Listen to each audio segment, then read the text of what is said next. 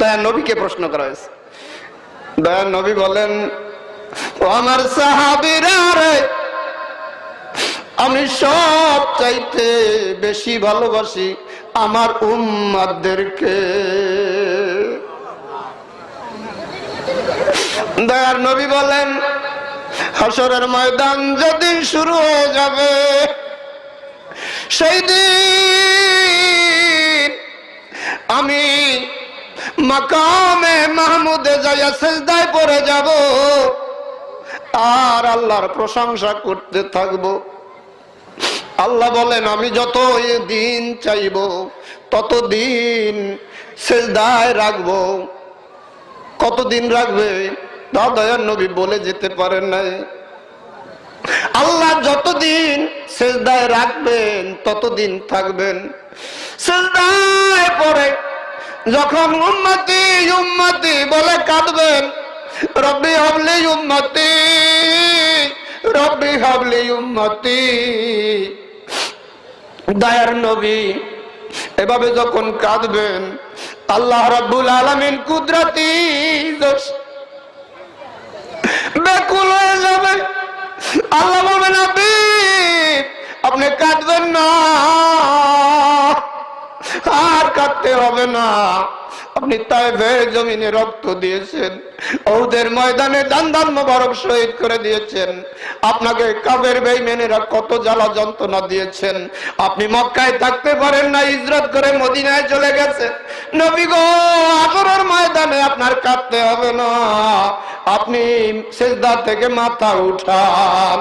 One আবি হুরায়রা রাদিয়াল্লাহু তাআলা আনহু قال قال رسول الله صلى الله عليه وسلم قال الله تعالى يا محمد ارفع راسك سلطوتا واشفع تشفع। এই হাদিস का नाम মিশকাত শরীফে 1887 জায়গায় বর্ণনা হয়েছে এবং বুখারী শরীফে 3092 নম্বরে হাদিস খানা উল্লেখ আছে। হাদিস খানা সহিহ। এখানে হাদিসে কুদসি, এখানে বলা হচ্ছে ইয়া মুহাম্মাদু, বন্ধু মুহাম্মদ মাথা উঠাও। ইয়া মুহাম্মাদু ইরফা রাসাকা, মাথা উঠান। সালতুতা, আজকে আমার কাছে যা চাইবেন তাই দেব। যার জন্য সুপারিশ করবেন আমি সব সুপারিশ মঞ্জুর করে নিব। দয়ার নবী প্রেমের ছবি আর আসবে না জগতে। কন্যা দয়ার নবী প্রেমের ছবি আর আসবে না জগতে। হাসরের দিনে উম্মত বিনে যাবে না নবীজি বেহেশতে আমার। দয়ার নবী প্রেমের ছবি আর আসবে না জগতে। উম্মতের কান্ডারি সত্যের দিশারি, উম্মতের কান্ডারি সত্যের দিশারি, শাফাআত করবেন নবী হাসরেতে আমার।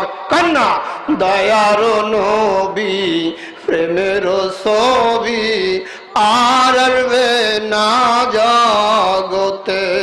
63 সাল জিন্দেগি কাছে নবী উম্মতি উম্মতি উম্মতি উম্মতি, এখনো কান্দে শুয়ে রওজাতে, এখনো শুয়ে কান্দে মদিনাতে আমার।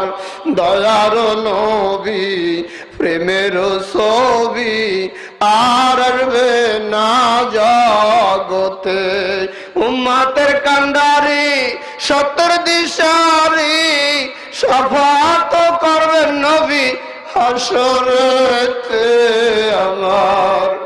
দয়ার নবী প্রেমের ছবি আর আসবে না জগতে। আমার নবী সিজদা থেকে মাথা উঠাবেন, আল্লাহ বলবেন বন্ধু মুহাম্মদ মাথা উঠান, আর কাঁদতে হবে না। আজকে আমার কাছে যা চাইবেন তাই দিয়ে দিব। যার জন্য সুপারিশ করবেন আমি সব সুপারিশ মঞ্জুর করে নিব।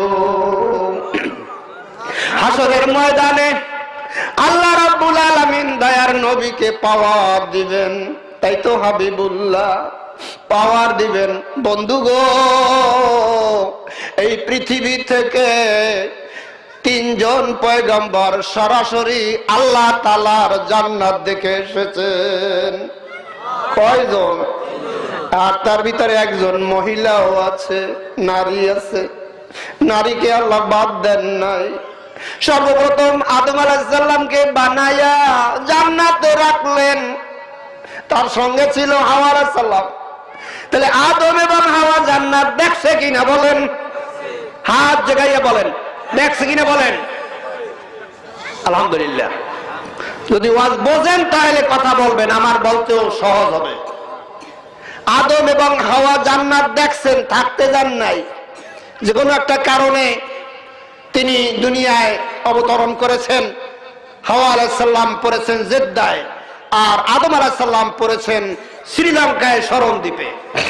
উভয় একত্র হয়েছে আরাফার ময়দানে। ঠিক আছে?